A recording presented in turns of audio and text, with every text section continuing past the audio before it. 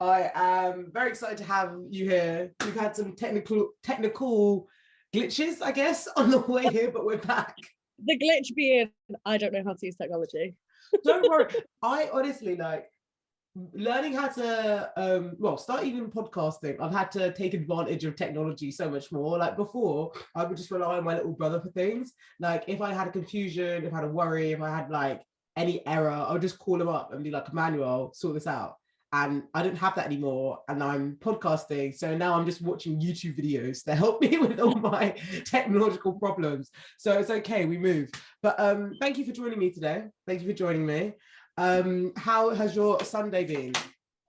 Been okay. Woken up with some beans on toast. Yummy. How's yours been? It's been okay. To be fair, I haven't really done much. I woke up, meditated, had breakfast, and then I watched some Rick and Morty, and I did some promo. So yeah, it's just been a very, very chilled Sunday. Nothing too big. More than I have. Oh, but the thing is, I've done all of this in bed. So like, I only got out of bed to brush my teeth and to get my breakfast. So like, really and truly, it's just functional. Being functional when you're sitting down. Yeah, that's my thing. But besides that, I've just had a really chilled day. I'm excited because I wanted to talk to you in this week's DMC about something that I've seen throughout life, but also seen in so many movies. And it's this idea of like mean girl syndrome. And for listeners who are wondering, like, what is mean girl syndrome? Like, I'm thinking like Regina George. I'm thinking like those characters in high school who find entertainment of belittling others, making people feel down. What's up? What's wrong? Can you hear me? I can hear you, but you have gotten quieter. What's happened? Right. Can you hear me now? I can hear you, but just then you went a little bit muffled. Yeah, so just then, my AirPods are not even open, and my Mac just went, your thing has changed to your AirPods. Oh, that's strange. They're not even on. Well, I've just turned the Bluetooth off. I am so sorry about that. No, it's fine. It's fine. No, you did not ruin it. This is what editing's for. Okay. Gotcha. But no, it's fine. I'll just start again. Basically, in this week's episode, I wanted to talk to you about something that I've seen so many times in my life, and it's this idea of mean girl syndrome. Like, for listeners who don't understand what I'm talking about, mean girl syndrome, I'm thinking like Regina George, those characters in high school that would get entertained by putting people down or knowing certain people or thinking that they are of some sort of status. And I just wanted to ask you, Eve, like, what do you think? Why do you think people do that? I think like everyone like that. I think the like common thing that everyone says is like insecurity. Do you know what I mean? Mm-hmm. Everyone's like, oh, they do it because they're insecure about themselves, blah blah blah blah. But I don't know. It could just be people's personalities. But is it like personality? This is what I'm intrigued by, because I think like we have everybody, like if you're a human, you have personality in it. And like even with people that can be shady, I still I guess I'm comfortable with shadiness. I'm not comfortable with like mean girl syndrome, because like with shadiness, it's sort of just understanding that your source isn't for everyone, and that's okay. But with mean girl syndrome, I think it's like something to do with like a little bit of entitlement, because I think everyone has insecurities, but it's how people go about them. And when you're a person who thinks they're better because, I don't know, maybe they have certain looks, maybe they have certain like monies, maybe they have certain like peoples around them to make them better, that doesn't justify the character that they present. So I'm just really intrigued by it, because I remember like in school how girls would be so entertained by being like a mean girl, and I just find it embarrassing. You know what I think it could be as well, right? This is something that I have been grappling with for so long, because I think some people are raised so badly. Yeah. Like like people are so spoiled. Mm. So it's something that really makes me like, oh my gosh, if I ever have kids, I like, you need to put so much thought in how you raise a child, Yeah. because the way you raise a child just affects everything and everyone around them.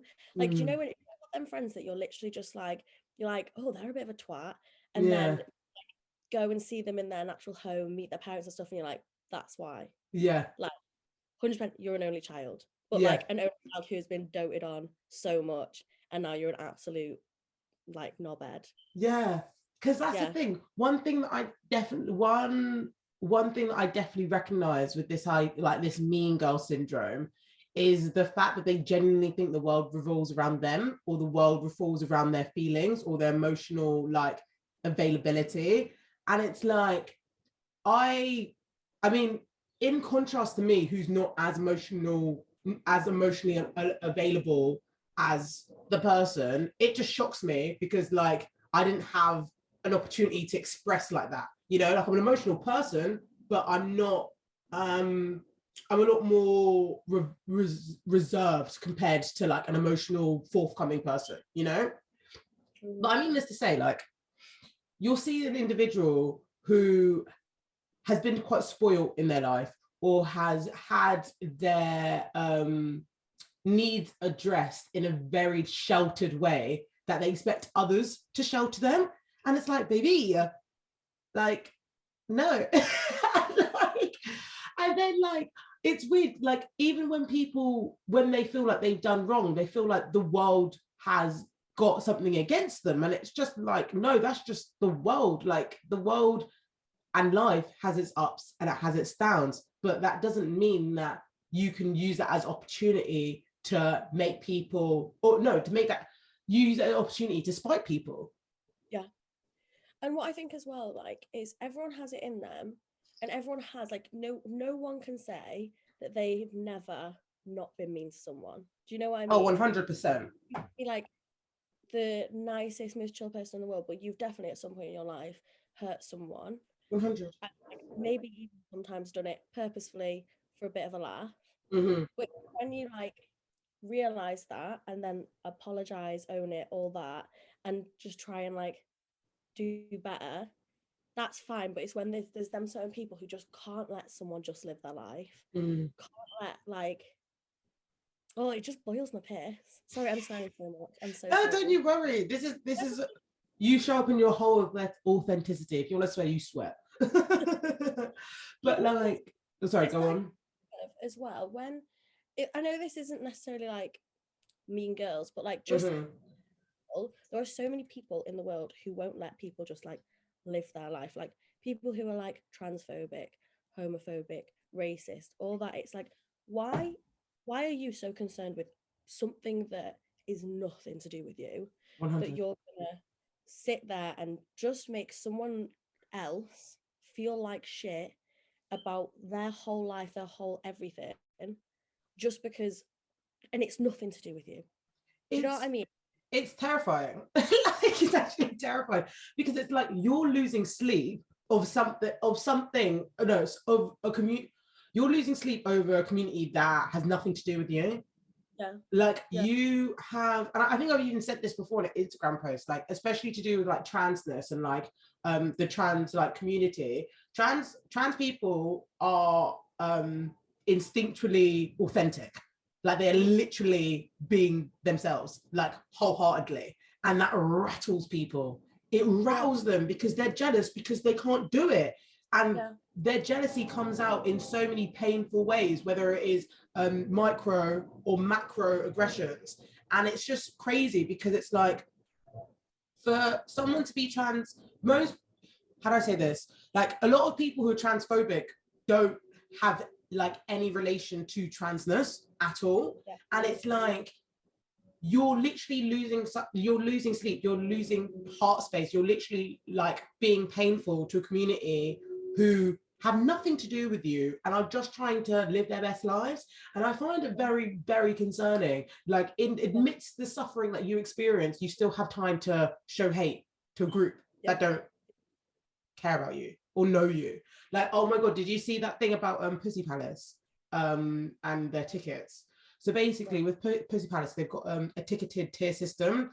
And let's say for like black and brown femmes and non-binary people will be like £12. Yeah. So like basically on there was a conservative conservative journalist, I want to say, who found out about their ticketed system and was saying how like it's unfair discrimination because they charge white cis straight men a higher admission fee, and it had like this whole I guess uproar over Twitter and socials and yada yada yada. So in response to that, Pussy Palace changed their fee to £1,000.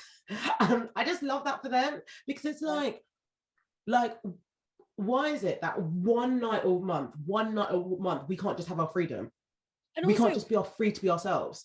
All these people who complain about online, they're never going there. Do you know what I mean? They never were going there. It was nothing, like nothing.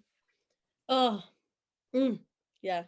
And as well, it's that thing of like when people bully people as well for like an interest that's maybe like a little bit weird. Yeah. Like, you know, like say, for example, I don't know, probably like a bit of a trope, but if someone like bullied someone for like an anime or something like that, because they're like, oh, you're so weird. It's like, again, that is just their interest.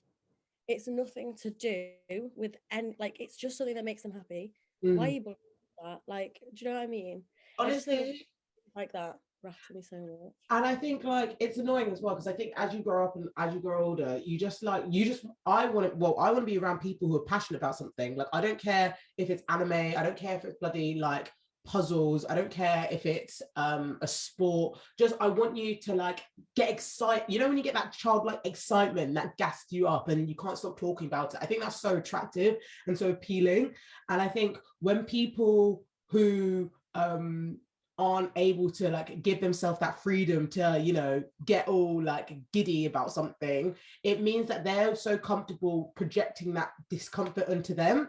I find it really, really interesting, because I know that I started this conversation saying mean girl syndrome, but it's not necessarily explicit to women or to girls. I've just noticed it in a lot of teenage rom-coms, and I've noticed it in like high school. I went to an all-girls school at one point, and like the girls, it was so funny because every time they tried to do their nonsense with me, they thought it could run, but like you can't rattle a rattler. Like you can't rattle me.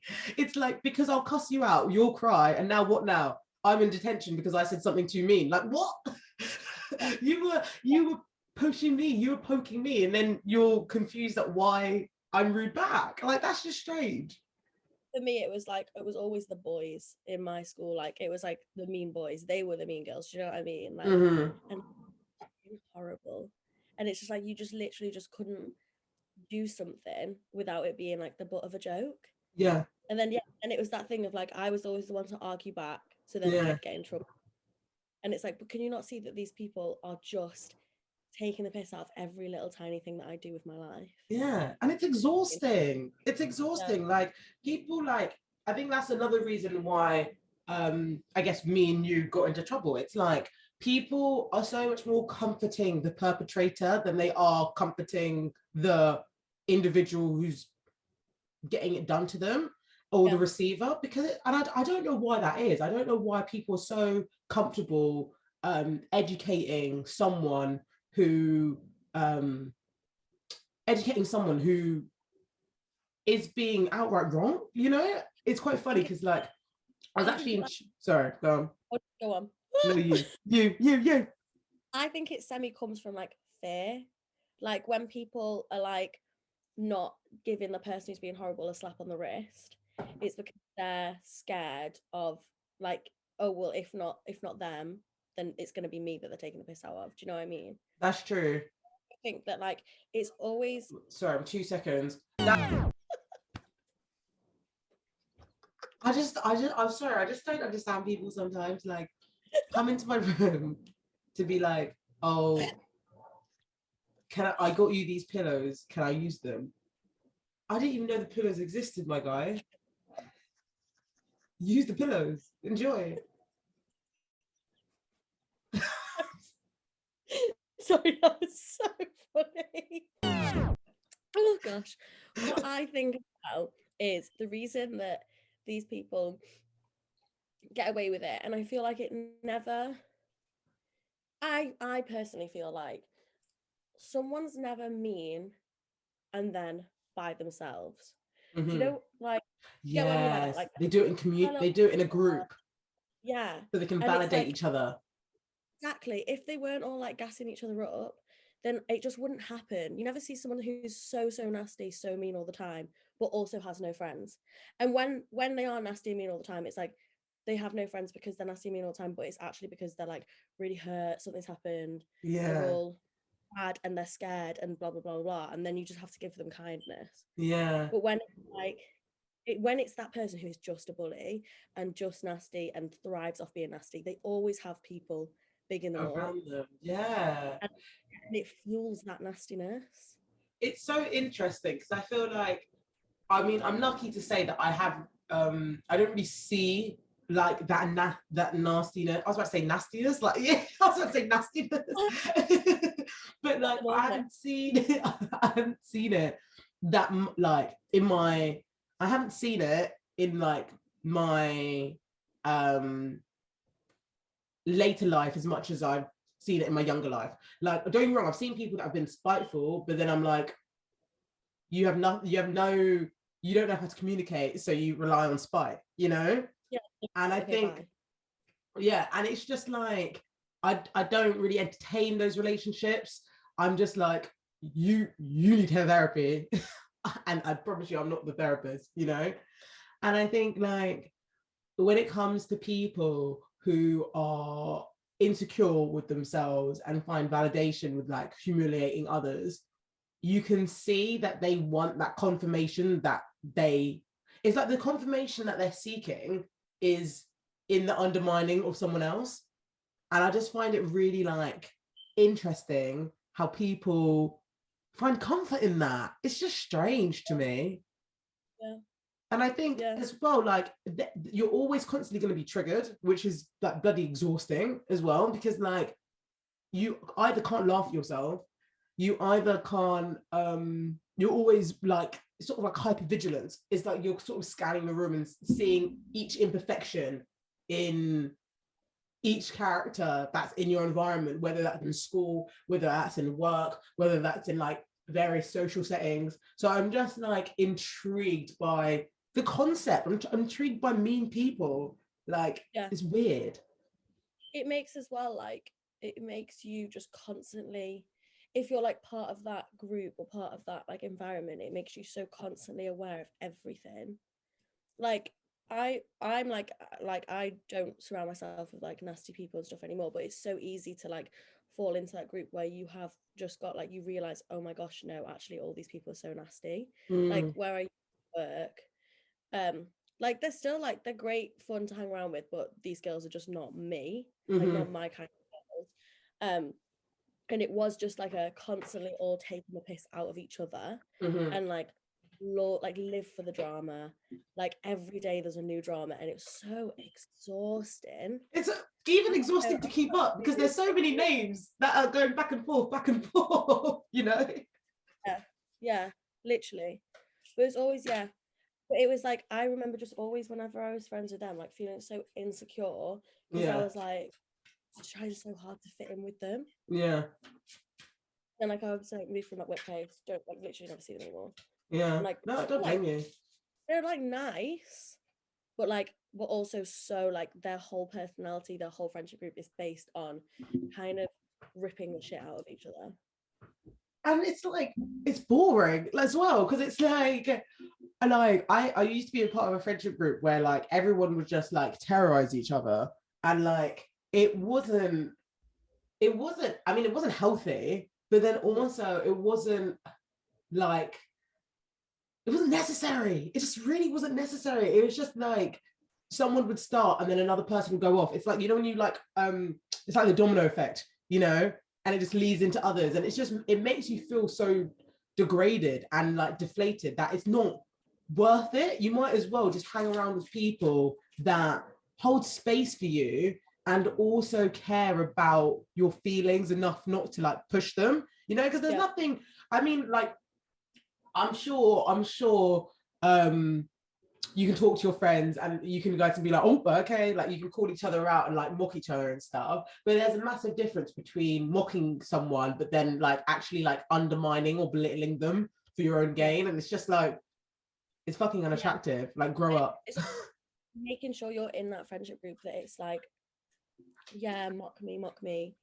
And then when it starts to hurt, you can turn around to your friends and be like, this is actually really starting to like get to me. I literally had it the other day with one of my friends.